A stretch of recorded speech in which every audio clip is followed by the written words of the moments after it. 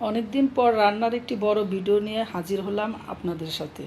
আসসালামু আলাইকুম, কেমন আছেন সবাই? আশা করি সবাই ভালো আছেন। আলহামদুলিল্লাহ, আমিও ভালো আছি। আজকে রান্নাটা একটু চমক আছে। রান্নাটা দেখতে হলে আমার সঙ্গেই থাকুন। আজকে আপনাদের ভাইয়াকে দিয়ে আমি রান্নাটা করিয়েছি। সাধারণত উনি কখনো রান্না করে না, কিন্তু খাবারের সময় অনেক কমেন্ট করে আজকে সে নিজ হাতে রান্না করে আমাদের খাওয়াবে। তার হাতে রান্না খাওয়ার সৌভাগ্য আমার হয়নি। এই পর্যন্ত তার হাতে শুধু ডিম ভাজাই খেয়েছি। আজকে তিনি আমাদের জন্য বিরিয়ানি রান্না করছে। বাহ, বিরিয়ানিটা তো খুব সুন্দর রান্না হচ্ছে।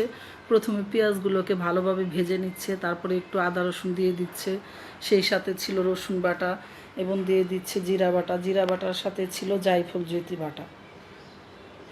ভালো করে মশলাটা কষিয়ে নিচ্ছে। কষানোর পরে এখন একটু পানি দিয়ে দিচ্ছে।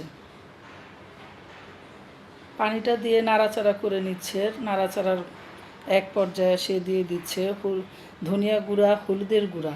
বুঝতে পারছেন কিছু? উনি বিরিয়ানি রান্না করছে, হলুদের গুঁড়া দিয়েছে। আমি সাধারণত মরিচের গুঁড়া এবং ধনিয়া গুঁড়াটাই দিই। ওনার পাশে থেকে একটু সরে গিয়েছিলাম, এসে দেখি উনি এই কাজটা করে ফেলছে। আজকে হলুদের বিরিয়ানি রান্না হচ্ছে। এখন দিয়ে দিচ্ছে লবণ, সেই সাথে দিয়েছে কাঁচামরিচ। এখন সে মুরগিগুলোকে দিয়ে ভালোভাবে কষিয়ে নেবে।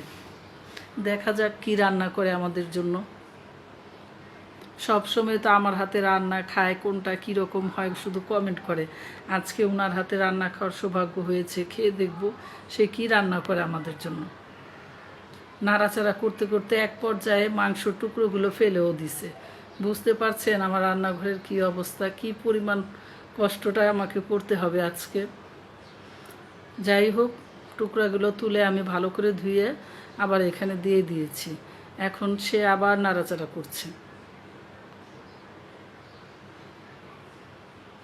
নাড়াচাড়া করে ঢাকনা দিয়ে ঢেকেছে। পর্যাপ্ত পরিমাণ পানি উঠে গেছে। রান্না করে প্রচণ্ড রোদের কারণে ওনার মাথাও গরম হয়ে গেছে। শেষ পর্যন্ত পোলাও রান্নার ভিডিওটি আর নেওয়া হয়নি। এখন সে মুরগিগুলোকে পোলাওয়ের সাথে মিশিয়ে দিচ্ছে। দুঃখিত, উনি মিশিয়ে দেয়নি, মিশিয়ে দিয়েছি আমি। ওনার মাথা গরম হয়ে গেছে, রান্না শেষ না করেই চলে গিয়েছে। বারান্দায় যায়, গাছে পানি দিচ্ছে আর বলছে রান্না করাটা খুবই কষ্ট। এখন তাকে আমরা খাবার দিব। কেমন রান্না করছো গো তুমি? আজ আমি নিজে রান্না করেছি, তো সেই স্বাদ হয়েছে। আশা করি ভিডিওটি ভালো লেগেছে। আল্লাহ হাফেজ।